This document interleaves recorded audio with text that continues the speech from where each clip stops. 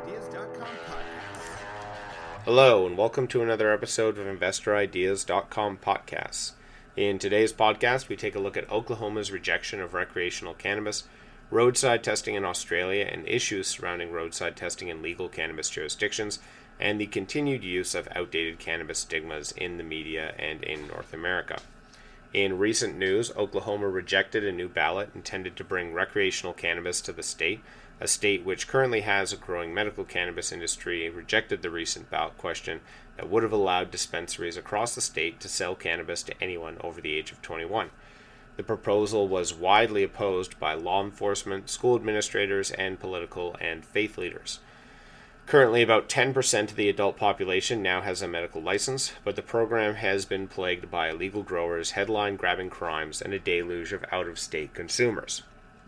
Pat McFerrin, an advisor to the 820 campaign, said that the vote sends a clear message that Oklahomans oppose the unfettered access to marijuana that they have experienced under the so-called medical program. Oklahoma is a law and order state, added Governor Kevin Stitt, a Republican who also opposed the measure. He vowed to continue to hold bad actors accountable and crack down on illegal marijuana operations. Today's decision in Oklahoma is heartbreaking, especially considering how many challenges this bill faced before it got to the ballot and how much work advocates put in, said Jeffrey M. Zucker, who is the co-founder and president of Denver-based cannabis consultancy Green Lion Partners and a vice chair of the board at the Marijuana Policy Project, which is a national legislation advocacy group. We have a long way to go under the damage of the war on drugs, especially in a state where more than 4,500 people are arrested annually for cannabis possession, he added. Now, last November, similar cannabis referendums were approved in Maryland and Missouri, but rejected in Arkansas, North Dakota, and South Dakota. So, when we're looking at Oklahoma, the medical industry has gotten a lot of attention over the last couple of years because of the potential of the population. Obviously, a state with sort of a heavy conservative outlook when you're looking at cannabis. It was a big move when they did allow for a medical program, but now the state is having difficulties with the illicit market growing as you allow for the medical program, and they kind of keep pointing to states like California as an example of how, as you allow more cannabis licensing and you extend your reach with cannabis legislation, the illicit market does grow within that environment instead of shrink. Now, there's a lot of other factors contributing to California's illicit market other than just allowing for more cannabis licensing. A big issue is access to that licensing, the cost of licensing, the cost of business licenses, the cost of basically setting up your infrastructure, and as well the taxation that goes into that. So realistically, California could have less of an illicit market if they addressed some of these issues, but they haven't. And then again, in that market, you have seen the illicit market grow exponentially. So for a lot of these states like Oklahoma, again for Arkansas, North Dakota, and South Dakota, and any other state that's hesitant about recreational access or expanding cannabis legislation, this is basically the number one complaint, is that as you allow for more cannabis legality within your state, you do open up avenues for illicit companies or illicit projects to come into the state and operate with, less hesitancy than they would if the state had a complete no-go policy towards cannabis. At the end of the day, there's a lot of different factors that are addressing this, but I do think that it is somewhat heartbreaking to see that this is another time that this has been rejected, and that there still is this heavy cannabis stigma that exists in many parts of the world today and many states still in America. Because, again, people only want to see the one side of the industry. When they hear cannabis, many of them still look at the illegal component of it. They see crime. They see drug dealers. Instead of seeing medicine, instead of seeing something that dramatically improves the society that it interacts with, instead of seeing a change in the overall life of people within that environment. And unfortunately, it's very difficult to change people's minds on certain things. I think that this will probably be a ballot issue that gets raised again in Oklahoma in the next couple of years. I do think that it'll probably be a while before they move to any recreational program. I do think there's also benefits to staying in the medical program and not allowing recreational access, which I have talked about before in this podcast, in that when you see recreational come in, you do see damage that gets sort of unintended to the medical programs that exist in that same area. And this is just simply because there's more profit and more short-term money to be made in the recreational market than there is in the medical market. Now, over the long term, we have seen some of the issues with this as well. Aurora recently just had a great article that they did with MJ Biz Daily, where they did talk about the benefits for them as a company in transitioning back to medical and away from recreational within the Canadian market and internationally, in that the medical market is more guaranteed when you're looking at sales. So from a business perspective, there's a lot of advantages. And also from a PR perspective, there's a lot more simplicity to working with the medical market. It's a lot easier to gain good press and good attention from the public as well as from, the industry as a whole. People do enjoy the medical program more. That's what's getting the attention to the cannabis industry to begin with. That's what really started this grassroots movement, is medical access. So at the end of the day, it's not a huge loss for the industry that they didn't go to recreational, because there are issues when you look at expanding recreational access in different states and different jurisdictions. Not just that this could potentially boost the illicit market, but again, this could potentially hamper your medical market or change some of the factors in the states or how businesses operate. And this is simply because, again, every time we see recreational come in, you see medical go down somewhat, and it's just because of where the profit's at for a lot of these businesses. And also it's a lot less restrictive when you're looking at how you have to package things, the quality of your product, the sort of way you're looked at under a microscope when you're in a medical market. Obviously people take medicine much more seriously than they take recreational products. So there's a lot less scrutiny that you're under when you're in a recreational market, especially if you're in a very open recreational market like in California. So as I said, there's some legitimacy and sort of benefits to Oklahoma maintaining as a medical state. And I do think that when you're looking at recreational expansion, you have to see some more success in states like Colorado and California, where you don't see the industry sort of run wild and work along with illicit markets. Again, there's a lot of issues. There's a few interviews we've done recently where we did talk directly about the California market and the different pieces of legislation that sort of need to change if that market's going to survive, and if a lot of these businesses can continue to grow, and also if you can continue to convince people who are illicit operators to then be able to transition into the legal market. A lot of those things are different factors to consider. So I do think that until you see a more successful system within California, almost anyone, whether you're looking at different states or different countries in the world which are looking at recreational programs, can kind of point to California as an example of why not to move into recreational, which is disheartening to some extent, but again, very validated by the actual reality of cannabis businesses suffering within the California market. And similarly within the Canadian market, we've seen that recreational companies have not done as well in certain areas. We've seen the large LPs really struggle, report loss after loss, and people can point to those as examples, and that's kind of always going to be the case until we see some real headwinds in the cannabis industry. Again, if you look at Truliev's recent financials, they did see a good profitability within the last year. They are moving in the right direction, but not enough companies are following them in that same direction,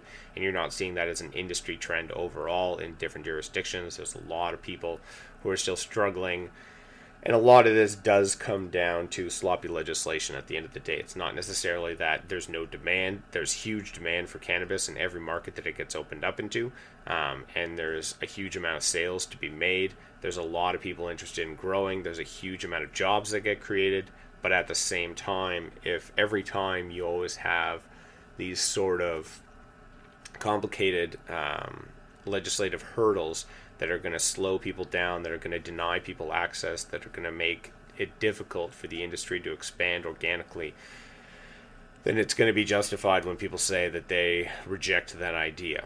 Now, in other news coming from Australia, Victoria's drug driving laws are set to be overhauled for medical cannabis users, with both major parties backing a push by legalized cannabis over the unfair rules. Now, debate on the road safety amendment, the medical cannabis bill, introduced by the newly elected legalized cannabis MPs, was adjourned on Wednesday after the government committed to addressing the issue within the months. Now, the bill seeks to change the state's road safety laws to treat medical cannabis like other prescription medications for drivers. Currently, it is an offense for a person to drive with any trace of THC in their system, even if they have a prescription from their doctor. Now, the Labour MP Harriet Shing, who is a member of the Medical Cannabis and Safe Driving Working Group established by the government, said finding a distinction between presence of THC and impairment was a significant priority. Now, this work has been going on for a number of years now, and the working group has actually discussed at length the complexities of this matter and the options and opportunities that might be available, she told the Upper House on Wednesday. We need to find a way through all of this so that all drivers are able to be safe on our roads, and so that we can provide those medical supports that Victorians need and indeed deserve. Now, the opposition leader in the Upper House, Matt Bach, said that the coalition viewed the current system as unfair and inconsistent, with 65,000 Victorians currently prescribed for medical cannabis. Now, this has been an issue raised in many U.S. states with the medical programs, as well as in Canada since federal legalization. One of the key issues, which I've discussed many different times when you're looking at driving impairment with cannabis, is that the specifics surrounding roadside testing and the accuracy of the various equipment being used are not as bulletproof as we would like to think. How THC is absorbed in the body and the length of time it stays in your system is a big factor, as well as this is a medical product that's being prescribed for a variety of medical conditions, some of which are necessary to go to work, unlike alcohol or other drugs which are tested for on the road. So really, again, it's a good thing to see that Australia and the state of Victoria is moving in the right direction to actually address these issues, but they're going to come up to a lot of real problems that it turns out nobody so far has successfully navigated or figured out a way to sort of fairly administer, because when you're looking at cannabis testing roadside, there's a lot of different things that come into play. One of the biggest things at the moment is that essentially all of the equipment, whether you're looking at breathalyzers or blood tests, is wildly inaccurate, and it's coming from a variety of different companies that have really randomized success rates. There's been a lot of issues. I've looked at a lot of the different companies and products that are coming onto the market. A lot of the police who are using them are not very well trained in how to use these or how to administer these roadside tests. The roadside testing devices are expensive, so actually police are hesitant to use them because of the cost associated with actually doing a roadside test. So a lot of times what you're seeing happen is it's actually just the police officer's best judgment, and the person just goes along with it. This is very similar to getting a speeding ticket without actually being hit by the speedometer or a radar gun.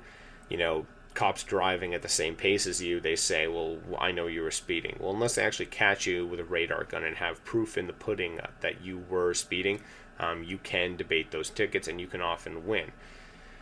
The same is going on with cannabis roadside tests. As a lot of times it's simply that the officer smells cannabis within the vehicle or smells it coming from the driver and then is offering the ticket. They're not actually administering the roadside test often.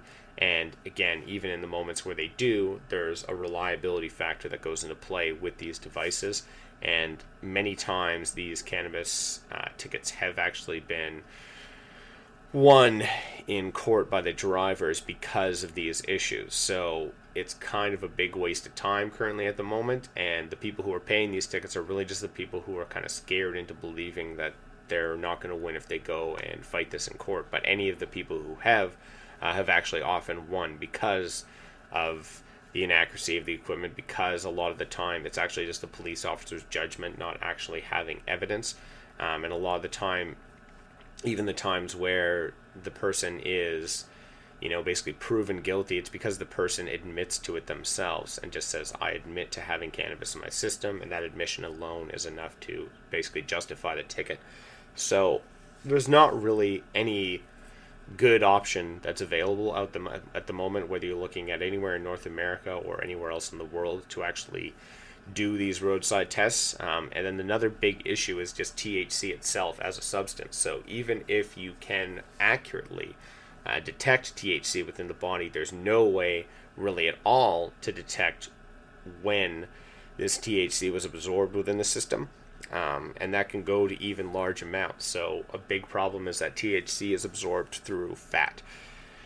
And because of that, people of different body weights are going to store THC for longer. People of different sexes, so men tend to store more THC than women. People who are using workout supplements or tend to be doing a lot of heavy working out can actually store more THC in their system.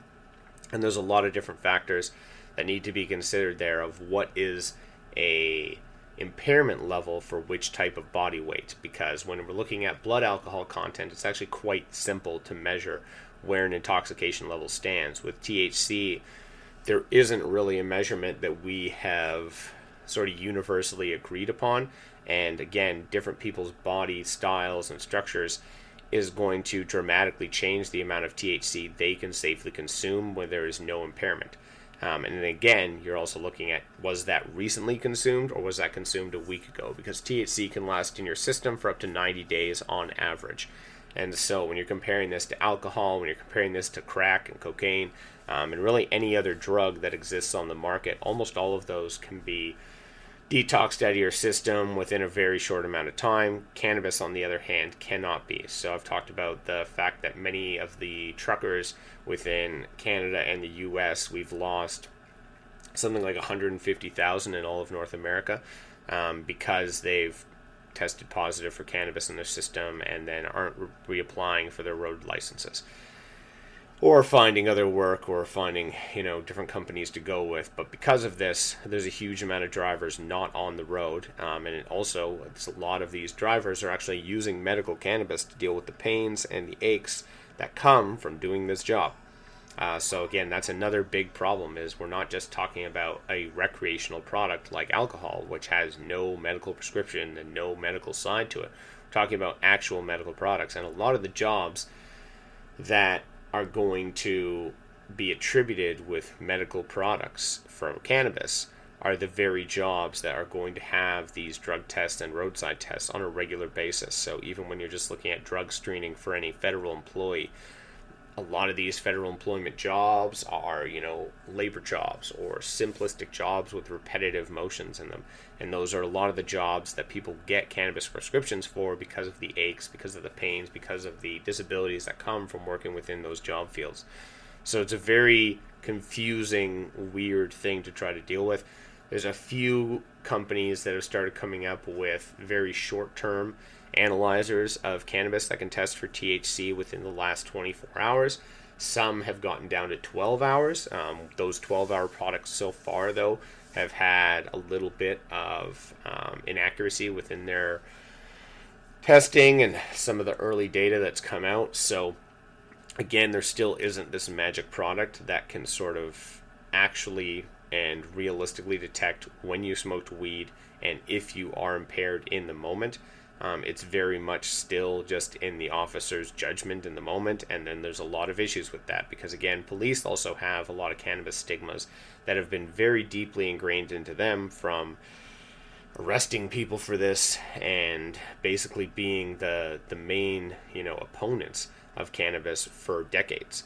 And so it's very difficult as well to untrain that stigma and that bias from police officers who have been working, to deal with people and pull people over and arrest people for possession and all these things for many, many years, are now suddenly having to treat this as a medical product, which is a very different way for them to deal with things. And realistically, there is no other product that's really out there that's like this.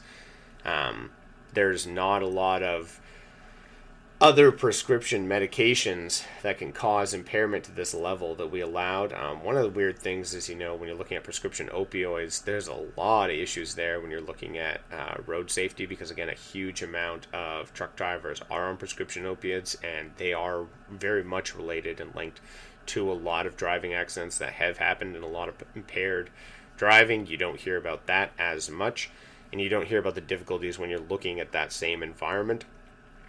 So there's a lot of questions that'll be going into place here for Victorians to try to address this issue. But I think it is inspiring to see that more parts of the world are actually looking at doing something about this, and at least it's on the minds of legislators and politicians that this is an actual issue that does need to be addressed.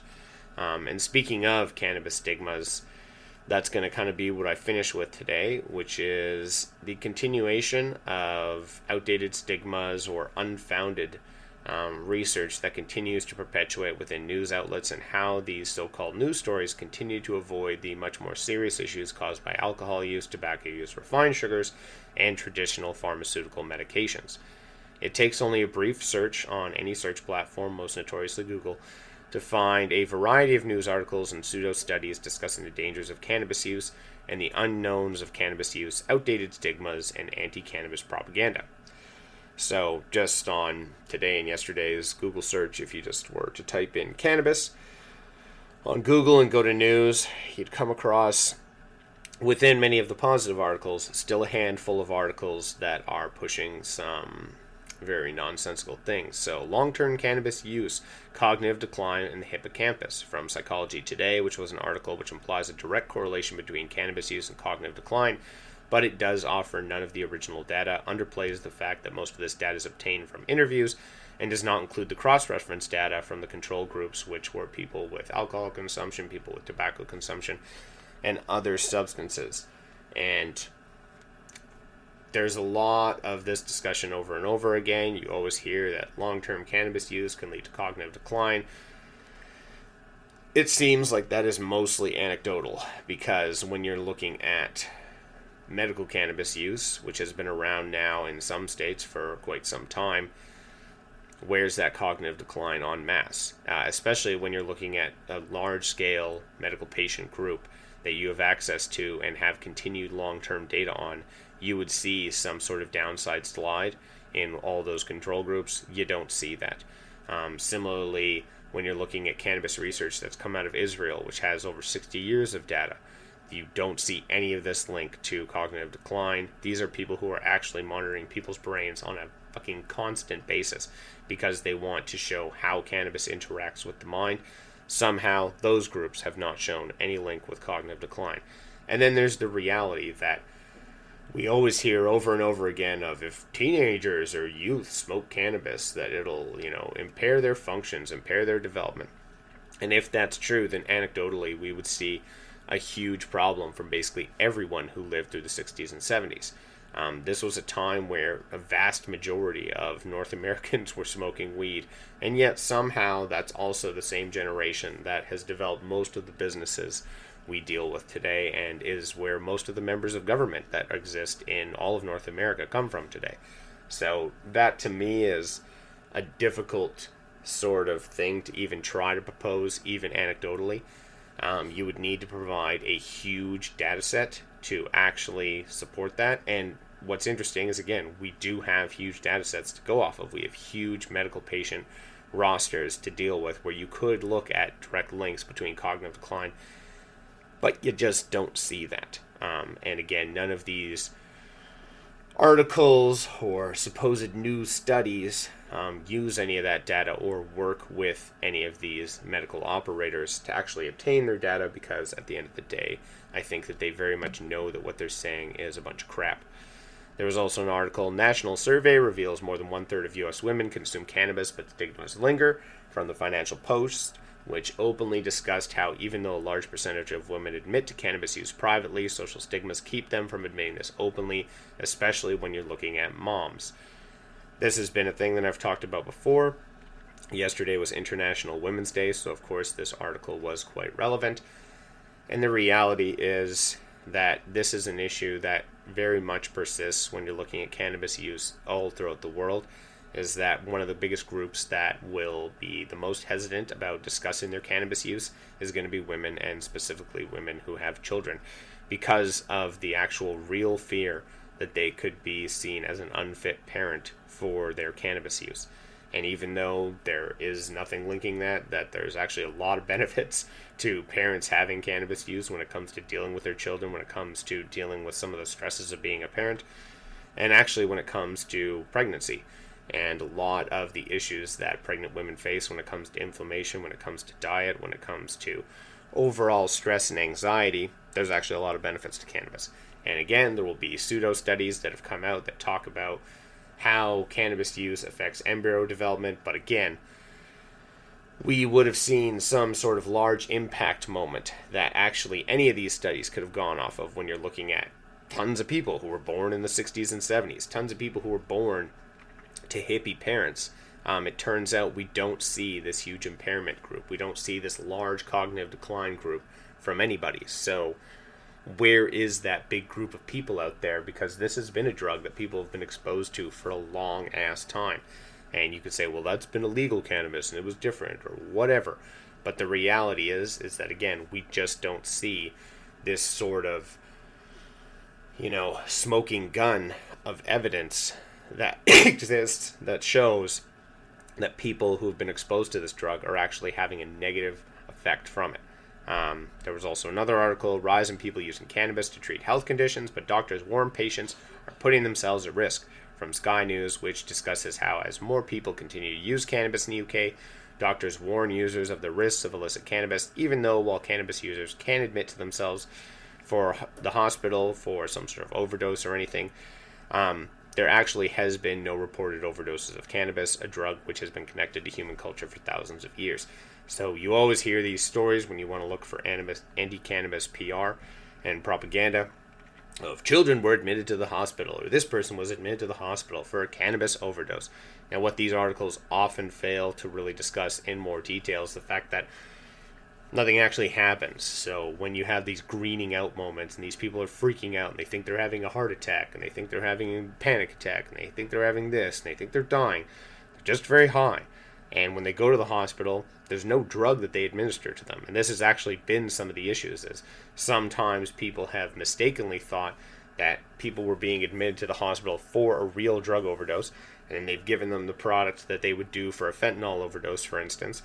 And that product, if you're given it without opiates in your system, can actually cause you problems. So some of the real problems that have come from supposed cannabis overdoses have been actually the treatment of treating it like it's a real overdose, when in reality all you have to do is just sit there and let the person just eventually level out.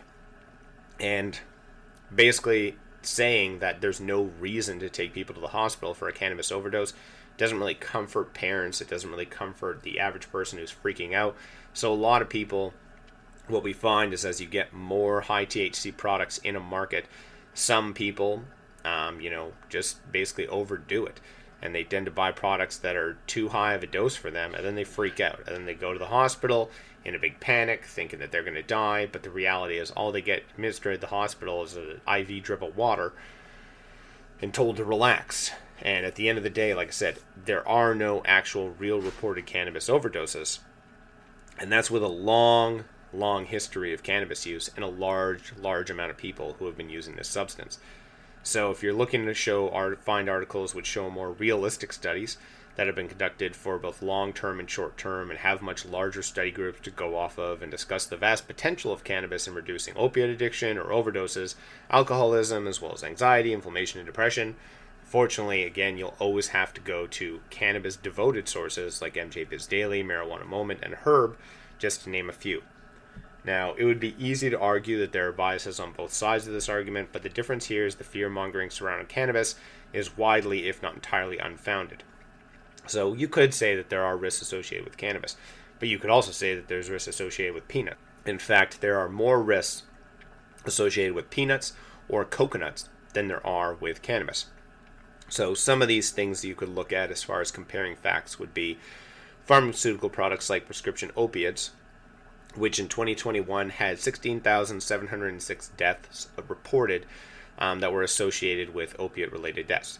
Alcohol, which is linked to more than 140,000 people, approximately 97,000 men and 43,000 women, are related to deaths from alcohol-related causes annually.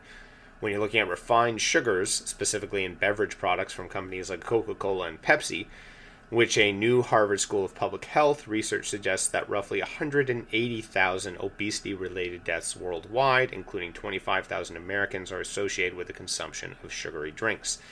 When you compare this to cannabis, it actually has more data that suggests that cannabis use appears to prevent approximately 17,400 to 38,500 premature deaths annually under the current policies, and it would have an estimated 23,000 or 47,000 deaths which could be prevented annually if medical marijuana were legal nationwide. So again, when you're saying that cannabis has risks associated with it, there are actual products on the market that kill up to 140,000 people a year. There's no issues with those products going onto the market. They are legal products. They have warning labels on them. That's about the amount of scrutiny that they have to go under.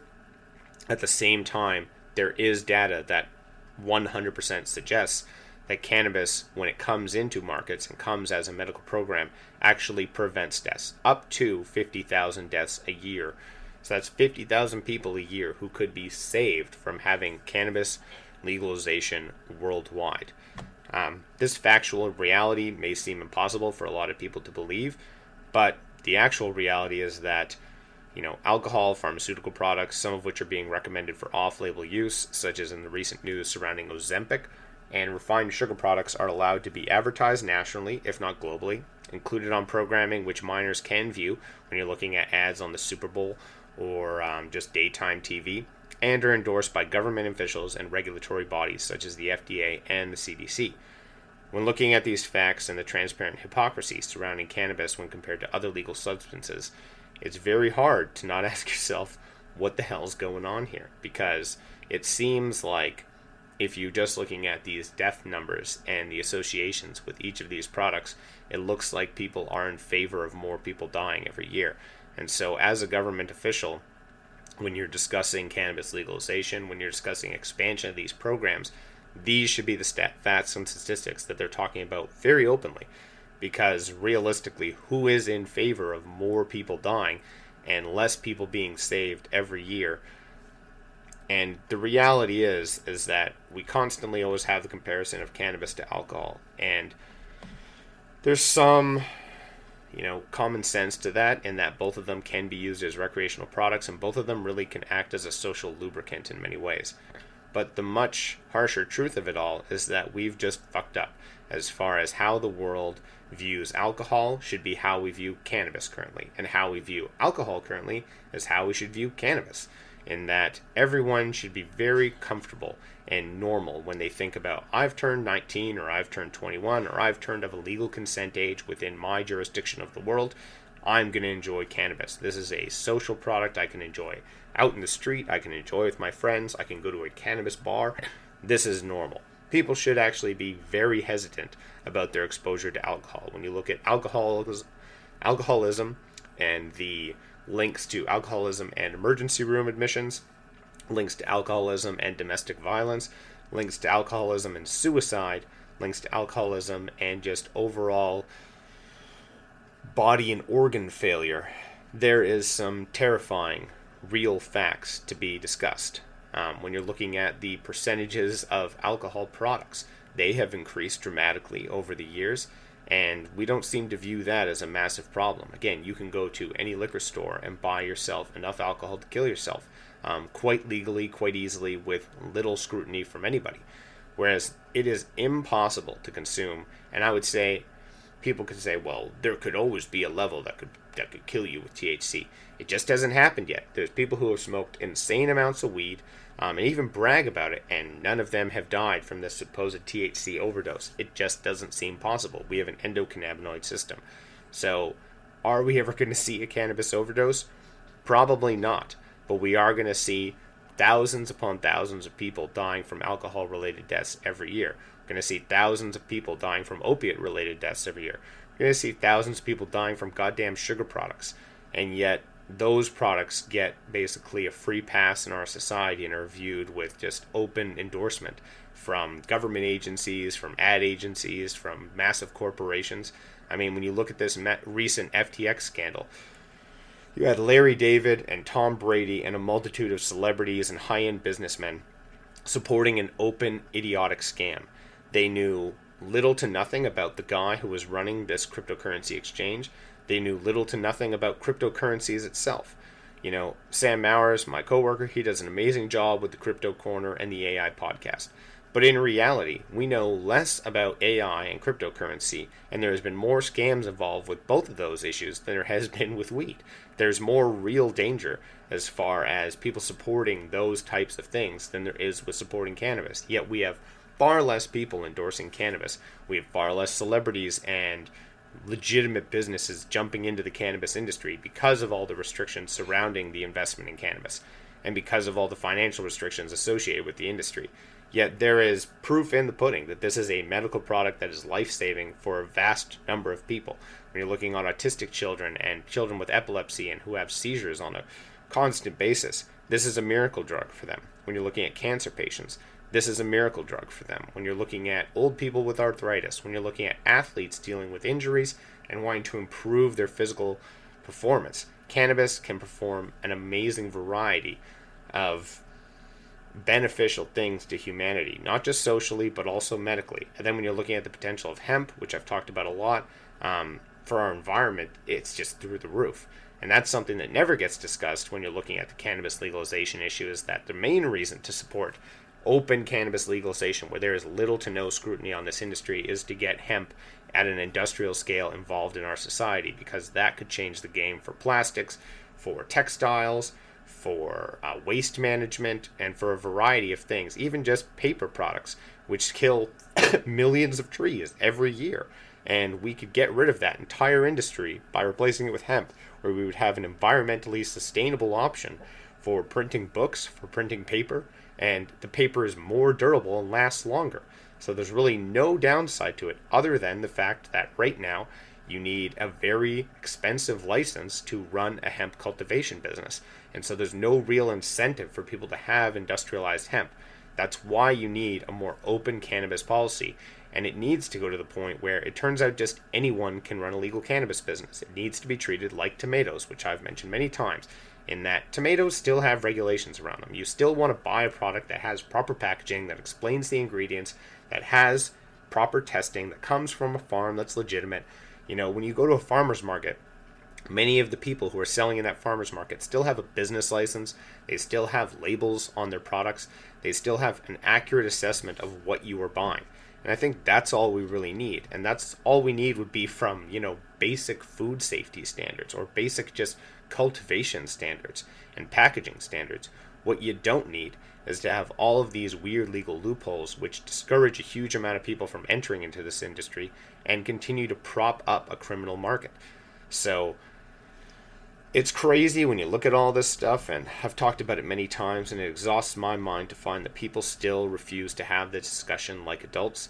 But at the end of the day, this is what you need to look at the long-term investing in cannabis, is that the reality is this is basically a miracle product that will eventually be adopted globally. There's no way around it unless people just decide to go insane and reject all science or reject all logic in the future, which is a possibility. But currently, this is the product that's going to fundamentally change a massive amount of our society over a long period of time. And so, yes, there are a lot of difficulties when it comes to investing properly within the cannabis industry. There's a lot of stock manipulation. There's a lot of garbage going on that unfortunately you can't get rid of at the moment. But this is why, if you are an investor in the cannabis industry, you need to be an advocate for pushing these products. And you need to have these types of facts at the ready. And you need to have the discussion around hemp and the utility of it as a textile and a plastic alternative and an oil alternative. Hemp oil could replace rapeseed oil and canola oil, which have huge problems associated with them, not only dietarily, but also environmentally. And again, if we were looking at the entire continent of South America, we could be replacing hemp in a lot of these areas where we have canola farms or we have palm oil farms, and it would be much more environmentally sustainable. You'd get a higher yield, a higher crop output with multiple grow cycles each year. You could grow it outdoors, you can grow it indoors, vertically. You can do so many more things with hemp as a product, and it turns out it grows so well, it's literally called weed. So at the end of the day, this is going to be a long-term benefit for humanity, but You're going to need to keep having these discussions, and when you're looking at what to invest in or how to invest within this industry, you do still need to be thinking extremely long term. And so some of the companies that are focusing on medical, some of the companies that are focusing on long-term strategies are definitely the companies to look at, because this is a long-term game. And the reality is it's going to be a long-term success story, but there's still so much stupidity in the way. And these are the type of statistics that need to be reported consistently and talked about on a daily basis from not just cannabis-focused outlets, but from mainstream media. And when we see that start to integrate into mainstream media, then we'll know that cannabis is heading in the right direction. That's all for today's podcast. Enjoy the rest of your day. That's all for today's podcast. Podcast is now a certified word trademark on the blockchain through Cognate Incorporated CM certification. InvestorIdeas.com podcasts are also available on iTunes, Spotify, Google Play Music, Stitcher, iHeartRadio, Spreaker, and TuneIn. If you'd like to be a guest or sponsor of this podcast, please contact InvestorIdeas.com. Investor Ideas reminds all listeners to read our disclaimers and disclosures on the InvestorIdeas.com website, and this podcast is not an endorsement to buy products or services or securities. Investors are reminded that all investments involve risk and possible loss of investment. Investor Ideas does not condone the use of cannabis except where permissible by law. Our site does not possess, distribute, or sell cannabis products.